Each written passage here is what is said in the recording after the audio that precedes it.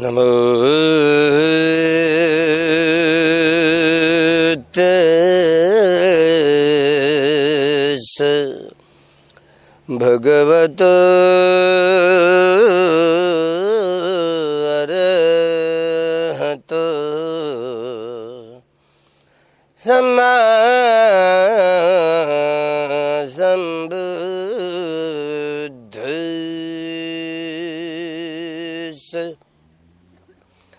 नमो तस्सै भगवतो अरहतो सम्मा सम्बुद्धस्सै।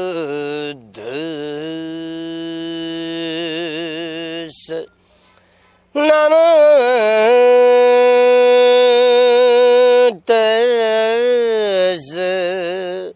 भगवतो अरहतो सम्मा सम्बुद्धस्सै।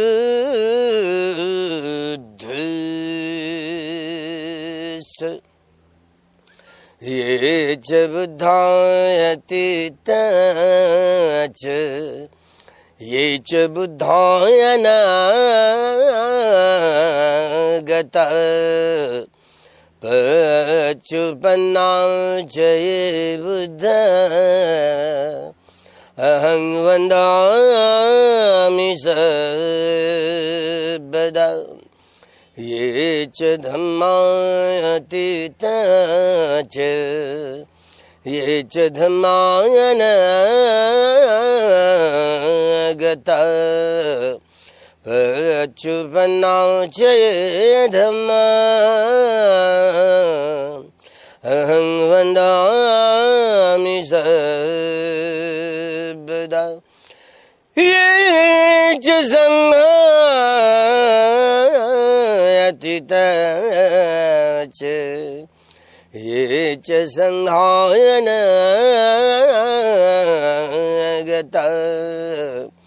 पच्युपन्ना च ये संघा अहं वन्दामि सर्वदा। अहं वन्दामि सर्वदा। अहं वन्दामि सर्वदा। महाकारुणिक तथागत भगवान सम्यक संबुद्ध, भगवान ने सुआख्यात किया हुआ, सुस्पष्ट किया हुआ जो धारण करने योग्य ऐसा सद्धर्म और यूं ही संग गुणों को धारण करते हुए धर्म में लाभान्वित होने वाला, धर्म में फलश्रुत होने वाला भगवान का वह अपने भीतर की सारी अविद्या को दूर करते हुए चारों आर्य सत्य का साक्षात्कार करते हुए आर्य सावक भगवान का वह आर्य सावक संघ प्रथमतः इन तीन रत्नों को अभिवादन करते हुए युगों युगों की गुलामी की बेड़ियों को ध्वस्त करके न्याय, स्वतंत्रता, समता और बंधुआ, इन चारों मूल्यों पे आधार पर ऐसे समतामूलक समाज निर्माण करने हेतु केवल युद्ध की जरूरत नहीं, दुनिया की सारी जनता को, सारे लोगों को बुद्ध की जरूरत है। बुद्ध से ही, बुद्ध के सद्धर्म से ही सारे विश्व के लोगों का कल्याण हो सकता है। इस नतीजे पर पहुंचे और अपने अनुयायियों को सारा विश्व, सारा जम्बूद्वीप बुद्धमय एवं धम्ममय करने की यही जिम्मेदारी देकर जल्दी ही चले गए।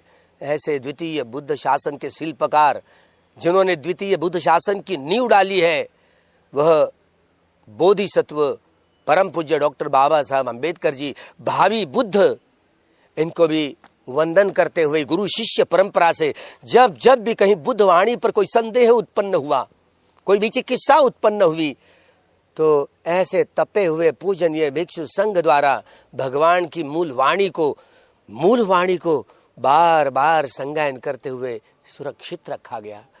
उन सारे महानुभावों के ऋण को याद करते हुए, अरे ये धर्म रत्न उन्होंने बार बार संगायन करते हुए शुद्ध वाणी बरकरार रखी, तो भला हमें ये धारण करने की यह उपलब्धियां प्राप्त हुई।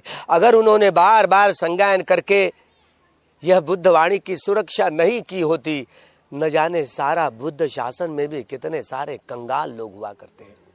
लेकिन द्वितीय बुद्ध शासन की नींव जिन बोधिसत्व ने परम पूज्य डॉक्टर बाबा साहब अंबेडकर जी द्वारा रची गई।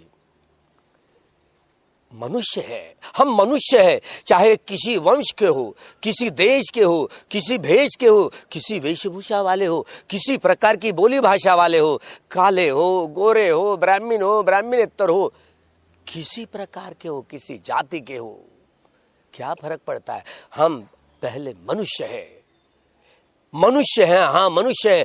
और दुर्लभो मनुष्यो लोको इमस्मिन् लोके, दुर्लभो मनुष्योपादो इमस्मिन् लोको, दुर्लभो मनुष्यो भावो, अर्थात दुर्लभ है मनुष्य जन्म।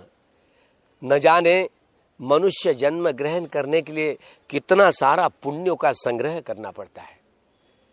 हम सब, चाहे वो अपने आप को कोई बौद्ध हो, जैन हो, सिख हो, यहूदी हो, ईसाई हो, मुस्लिम हो, लिंगायत हो, वारकरी हो, किसी संप्रदाय के, किसी देश के, किसी भेष वाले, किसी बोली भाषा वाले हो, अरे सभी लोग जहां मनुष्य करके हमने जन्म लिया है, तो मनुष्य जन्म ग्रहण करने के लिए कुशल विपाक उपेक्षा सहगत संतीर्ण चित्त, यह चित्त उत्पन्न होना पड़ता है। कब?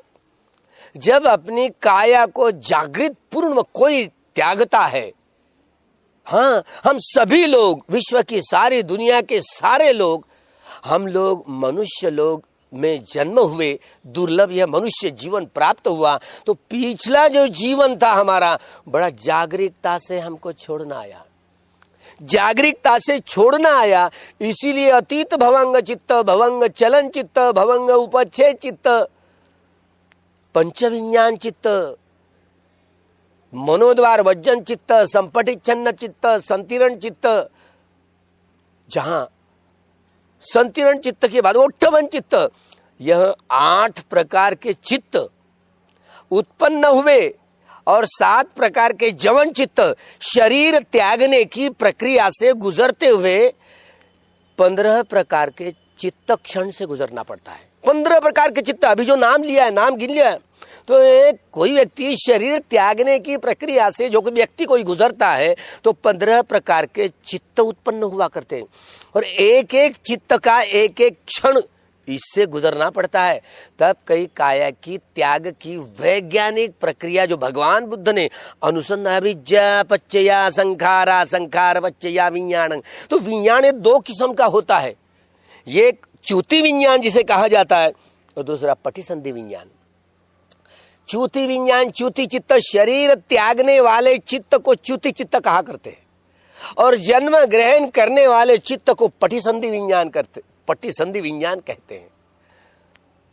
भला ये विज्ञान, च्युति विज्ञान, पटिसंधि विज्ञान, मनुष्य हो या मनुष्यतर प्राणी हो, कैसे उत्पन्न होते? अरे किसी ईश्वर परमेश्वर आत्मा परमात्मा ने किसी को निर्माण नहीं किया।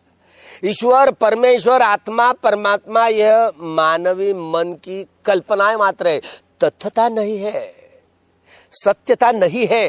तथ्य अलग होता है, तथ्य तो तथागत अनुसंधान करते हैं, तथ्यता के सहारे चलने वाले तथागत हुआ करते हैं। भगवान ने किसी अंधभक्ति, अंधश्रद्धा, कर्मकांड एवं काल्पनिकताओं को बिल्कुल स्थान ही नहीं दिया अपने सद्धर्म में। शुरू से लेकर अंत तक सत्य का ही सहारा लिया, सत्य का ही आधार लिया। क्या सत्य है?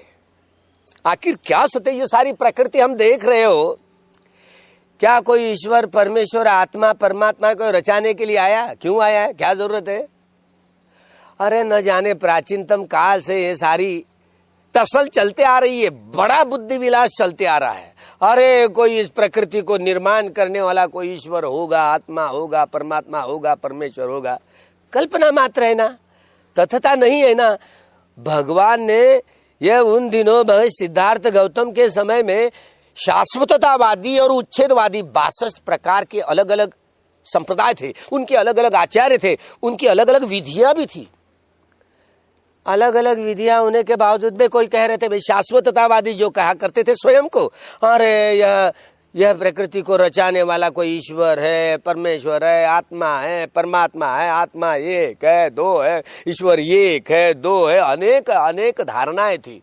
आत्मा का पुनर्भव होता है, आत्मा, अरे वो तो पानी से भी नहीं भीगता, क्या क्या अग्नि से भी जल नहीं पाता, पता नहीं क्या क्या कैसे कल्पनाओं का सारा माहौल चल रहा था। दूसरी शाखाएं और अन्य अनन्य शाखाएं थी, वो उनको उच्छेदवादी कहा जाता था। उच्छेदवादी मतलब अरे इस प्रकृति को कोई रचाने वाला ईश्वर नहीं है, परमेश्वर नहीं है, आत्मा नहीं है, परमात्मा नहीं है, पुनर्भव नहीं है, आत्मा ही नहीं है तो आत्मा का पुनर्भव कहाँ से आया।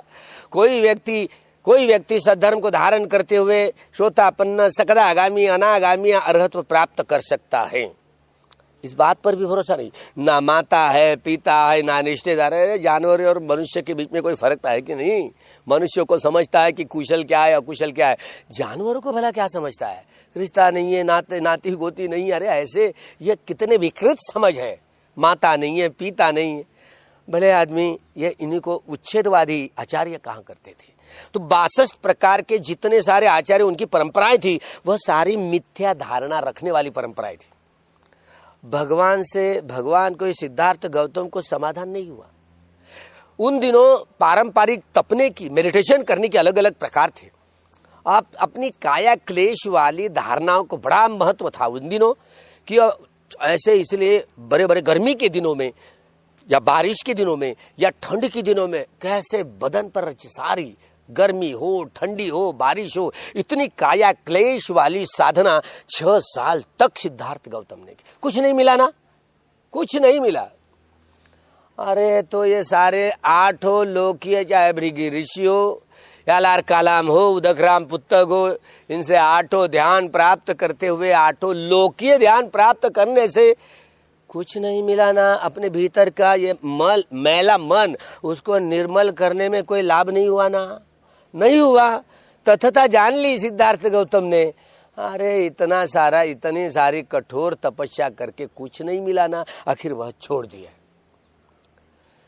7 सप्ताह जब बोध गया में, जहाँ निरंजना नदी के तट पर पीपल का वृक्ष था, और वृक्ष में पालथी मार करके बैठ गए पूरब दिशा के। कोई बोधिसत्व हो, सम्यक संबोधि को प्राप्त करता है तो पूरब दिशा की ओर वह अपना मुख करके बोधि प्राप्त करते हैं।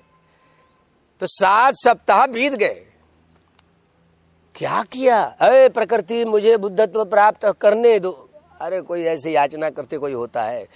बोधि ज्ञान का स्वयं प्रयत्नों के आधार पर अनुसंधान किया, इसलिए वे स्वयं गुरु कहे जाते। उनके कई गुरु नहीं हुआ करते, इसलिए स्वयं बुद्ध है, वो सम्यक बुद्ध है, जिन्होंने भूत, वर्तमान और भविष्य कालों की, तीनों काल की जानकारी प्राप्त कर ली। सम्यक संबुद्ध कहलाए। बोधि मिथ्या नहीं है, बोधि सम्यक है। अरे यह शरीर और मन जुड़ा हुआ है। इस शरीर और मन के, ये सारी प्रकृति सजीव हो निर्जीव हो जो कुछ भी है, यह शरीर किसने बनाया भाई? ये मन किसने बनाया है? कैसे उत्पन्न होता है? सारी प्रकृति के भीतर बाहर के, सजीवों के निर्जीवों के भीतर बाहर के सारे रहस्य को भगवान बुद्ध ने खोल दिया। ऐसा एक भी रहस्य नहीं बचा करके रखा, और बचा और बता रहे। ये सारी प्रकृति, जिसको प्रकृति कहते हैं ना, इसमें 31, हर एक चक्रवाल में 31 प्रकार की सूक्ष्म हो या स्थूल हो काया धारण करने वाले प्राणी हुआ करते हैं। लोक विदु सभी प्रकार की काया, या मनुष्य हो या मनुष्य, कैसे उत्पन्न होती? ये काया बनती कैसे? कौन बनाता? अपना ही मन। मनो पुब्बंगमा धम्मा मनो सेठा मनोमया मनसाचे पदुट्ठेन भासति वा करोति वा ततो न दुःखम अन्वेति चक्कं वहतो पद। मनो भुभंगमा धम्मा मनो सेठा मनोमया मनसाचे प्रसन्नेन भासति वा करोति वा ततो न सुखम अन्वेति छायाव अनपायिनी, छायाव अनपायिनी। अरे बैलगाड़ी का चक्का है ना, जैसे बैलों के पीछे एकदम लगातार दौड़ता रहता ना, दुख किसी को छोड़ने वाले, चाहे आप बुद्ध हो, बच्चे बुद्ध हो, अरहत सत्व क्यों न हो, कर्म विपाक आता ही है। हाँ, कर्म विपाक आता ही है, कोई हो। कुशला ए कुशलं कम्म विपाकानं खंदानं कटत्ताच रूपानं कम्म पच्चे न पच्चे। कुशल कर्म किए तो कुशल परिणाम आएगा, अकुशल कर्म किए तो अकुशल परिणाम आएगा। अरे अपनी छाया अपना कोई संग छोड़ती है क्या? नहीं, तो ये बैंक बैलेंस हुआ। अरे कोई व्यक्ति शारीरिक कर्म करते हुए, वाचिक कर्म करते हुए प्रसन्न चित्त से कोई करता है तो प्रसन्नता का परिणाम आता है, जैसी छाया अपनी साथ बिल्कुल नहीं छोड़ती है। इसी तरह भगवान ने इन सारी कर्म से जुड़ी हुई, हम कर्म करते हैं काया वाचा और मन के द्वारा।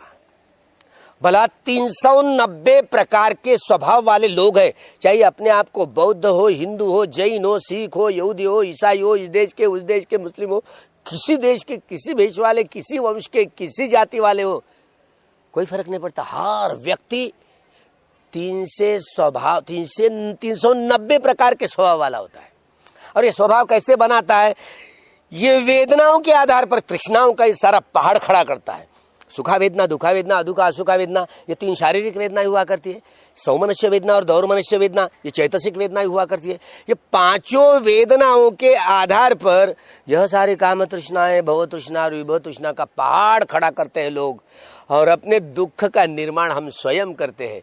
भगवान ने इस बात को बड़ी बखूबी से जाना, अंतर मन की गहराई में जाकर के जाना, नहीं तलस्पर्शी गहराई में एक एक सजीव हो, निर्जीव हो, सभी किस्म का सारा ज्ञान जान लिया। इसी को ही सम्यक संबोधि का ज्ञान कहा गया, बोधि का ज्ञान कहा गया। बोधि है वह, बोधि मिथ्या नहीं है, वह बोधि सम्यक है। कैसे प्राप्त की? अरे ये शरीर जुड़ा हुआ है, ये मन जुड़ा हुआ है, इसलिए मैं कोई व्यक्ति हो, किसी संप्रदाय का हो, राग मूलक, द्वेष मूलक, मोह मूलक, बुद्धि मूलक, वितर्क मूलक, भय मूलक स्वभाव वाले हो, श्रद्धा मूलक स्वभाव वाले नहीं हो। जो कोई व्यक्ति चारों आर्य सत्य का साक्षात्कार करते हुए भगवान के समक्ष अरे अपने मन के भीतर के स्वभाव को, जड़ों को बदलने में वह कामयाबी प्राप्त करता है, वह श्रद्धा मूलक स्वभाव वाला व्यक्ति होता है। तो अपने जड़ से अपने मानस को बदलने में वह तत्पर होता है। वह श्रद्धा मूलक स्वभाव वाला व्यक्ति वीत रागी, वीत द्वेषी, वीत मोही होकर के काम करता है, तो मनुष्य घट गया, मनुष्य का निर्माण हुआ है।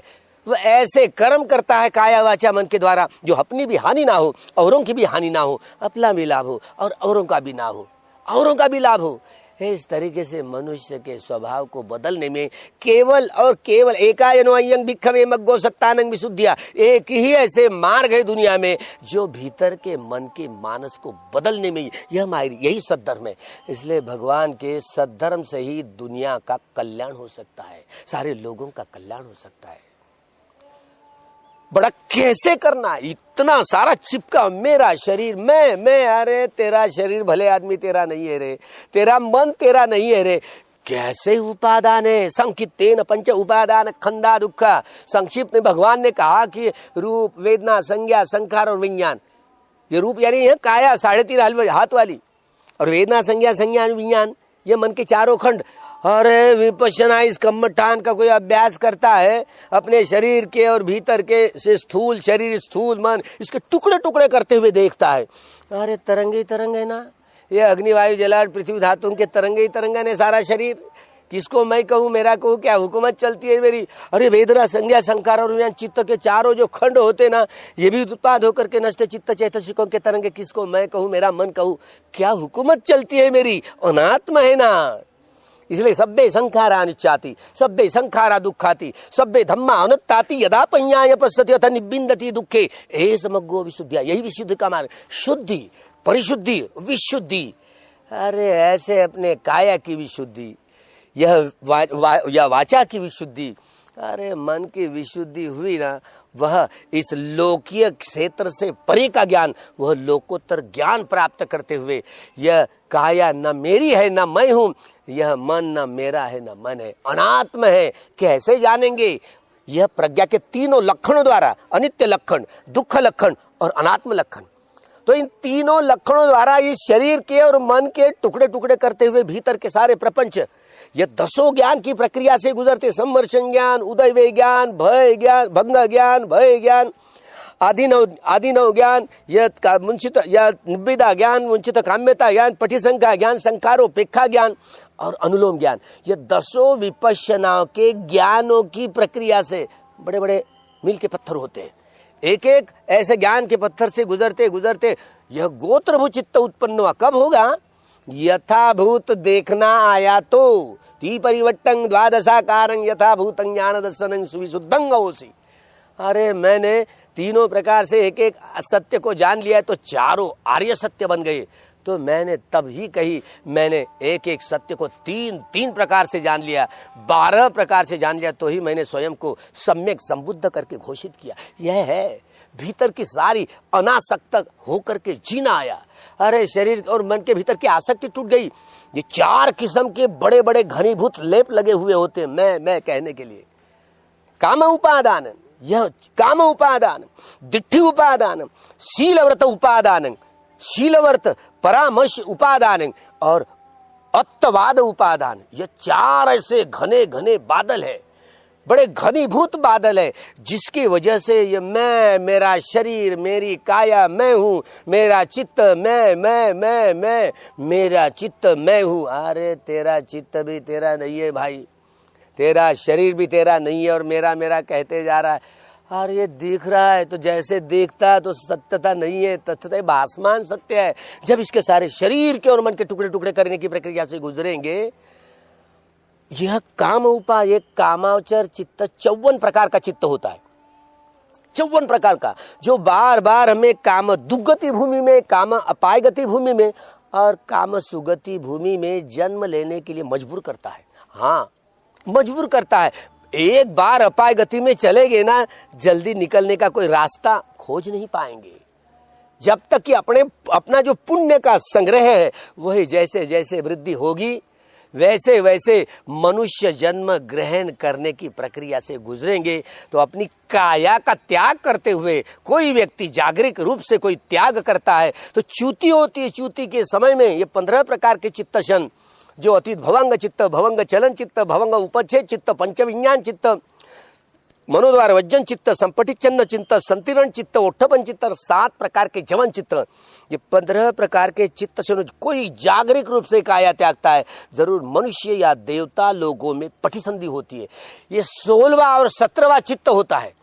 16वां चित्त यह पटिसंधि लेते हुए और 17 ये 2 किस्म के पटिसंधि चित्त होते। कोई बेहोशी में शरीर त्यागता है, अविद्या बच्चे या संखार, तो कोई बेहोशी में ऐसे संखार उत्पन्न होता है, मृत्यु के समय में ऐसे अपाय गति में ही ले जाने वाला संखार उत्पन्न होकर के वही चित्त उत्पन्न होता है। उसी को ही अतीत भवंग चित्त कहा जाता है, बड़ा घनीभूत होता है। अरे समता पुष्ट हुई, जागरूकता आ गई तो वह समता पुष्ट अनित्य बोध पुष्ट होता है, तो जागरूक रूप से शरीर त्यागना आ गया। अगर कोई व्यक्ति जागरूक रूप से शरीर त्यागता है तो सजगता से त्यागता है, तो एक कुशल विपाक उपेक्षा सहग संतीर्ण चित्त उत्पन्न होता है, तो ही मनुष्य जन्म या देवता लोगों में पटिसंधि हुआ करती। जैसे हमारा तुम्हारा सबका जन्म, ऐसे जागरूक रूप से हमारी पुरातन काया त्यागने की यह बलवृत्ति यह सामने आई, तो यही कुशल विपाक उपेक्षा सहग संतीर्ण चित्त उत्पन्न हुआ, मनुष्य जन्म हुआ। कितना दुर्लभ है। अगर ऐसे ही इस उपादान के प्रति, इस आसक्ति के चारों बड़े बड़े घनीभूत बादल ये बार बार बाधाएं उत्पन्न करते हैं। कामावचित्त यह 54 प्रकार का जो चित्त होता है, अलग अलग किस्म की कामनाएं होती है। अरे मैं, मेरी शादी, मेरी घरवाली, मेरी औरत, मेरे रिश्तेदार, मैं अरे भले आदमी कहाँ खो गया है? कोई तेरा नहीं है। वह मार के रूप में कितने सारे हावी होते हैं, पता तक नहीं चलने देती। मैं कहने वाला ये मार है, ये मार है। वो देवपुत्र मार हो, चाहे खंड मार हो, चाहे किलेश मार हो, चाहे अभिसंखारा मार हो या मच्चू मार हो, ये 5 किस्म के मार, ये 10 प्रकार के जो बंधन होते हैं ना, मार बंधन, काम छंद व्यापार, थीन विद्ध, औदत्य, कौकृत्य, विचिकित्सा, सक्काय दिट्ठी, जब मान, अविद्या, रूपराग, अरूपराग और अविद्या, ये इतने सारे 10 प्रकार के मार बंधन होते हैं। इन मार बंधनों को परास्त करते कोई व्यक्ति अर्हत्व प्राप्त करता है, तो 10 मार बंधनों को पराजित करते हुए, मारों को पराजित करते हुए वह विजय प्राप्त करता है, अरहत्व प्राप्त करता है, मुक्त होता है, मुक्ति की चारों सीढ़ियां प्राप्त करता है, जो सोतापन्न, सकदागामी, अनागामी या अरहत कही जाती। तो भीतर वाले सभी पांचों मारों को पराजित करते समय वह काम छंद, यह कामना, अलग अलग किस्म की कामनाएं होती है, वही कामना लेकर के कोई चित्त उत्पन्न होता है, मैं, मेरा, मैं। अरे भाई, न तू तेरा है, न तू तेरा मन है, न शरीर है। यह कामनाओं को कैसे खत्म करे? ये काम तृष्णा जो बार बार पनपती है, तो अनित्य बोध, दुख बोध, अनंत बोध के आधार और प्रज्ञा के तीनों क्षेत्र, तीनों लक्षण ऐसे जो इस शरीर के और मन के सारे ऑपरेशन करते हुए, अरे तरंगे तरंग, तरंगे तरंग। अलग अलग व्यक्ति जो अलग अलग मिथ्या दिट्ठी में पड़ा हुआ होता है, तो दिट्ठी ऊपर मेरा ही सही, अरे भाई तेरा क्या सही है, तेरे बदन में मार घुस गया, तेरे चित्त में मार आरूढ़ हो गया, तो तू समझ नहीं पाता कि तू क्या कर रहा है, मैं करे जा रहा है। अरे मार है ना जो दिट्ठी, मेरा ही सही, तेरा ही सही, अरे तू अपना अपना लेप लगाए हुदा होता है ना। भगवान जो अनुसंधान करते हैं वो बोधि का सम्यक ज्ञान होता है, वो सही है भाई, तुम्हारी दृष्टि मिथ्या है। इसलिए यह दिट्ठी उपादान का यह बंधन है ना, एकदम गल जाता है, उसके टुकड़े टुकड़े हो जाता है। हाँ, टुकड़े टुकड़े हो जाते हैं। अरे कोई व्यक्ति ना मैं तो बड़ा शीलवान हूँ, चाहे उपासक, उपासिका, भिक्षु या भिक्षुणी हो, मैं बड़ा शीलवान हूँ। तो शील यह अपना अहंकार जगाने के लिए नहीं है, शील समाधि के लिए, और समाधि पඤ्ञा के लिए है। इस गणित को मत भुलाया करो। अगर भूल गए, नहीं मेरे जैसा, हाँ भंते ज्ञान ज्योति, मेरे जैसा कोई शीलवान ना, अरे भंते ज्ञान ज्योति, बस रुक गए, रास्ता ही बाधा बन गई। तो ये बड़े शील के प्रति बड़ा चिपकाव होता है। इसलिए वो शीलवर्त परामर्श, यह अत्तवाद, यह शीलवर्त परामर्श, यह तीसरा बंधन होता है, जो मैं यह उपादान होता है। चौथा बंधन होता है अत्तवाद। अत्त यानी मैं, अनत्त यानी मैं नहीं हूं, अत्त यानी मैं, मेरा ही सही, मेरी धारणा सही, मैं ही सही। अरे भाई, मेरे और मेरे शरीर के प्रति शरीर और मन जुड़ा हुआ है ना, इसलिए मैं करते जा रहा है, मैं करते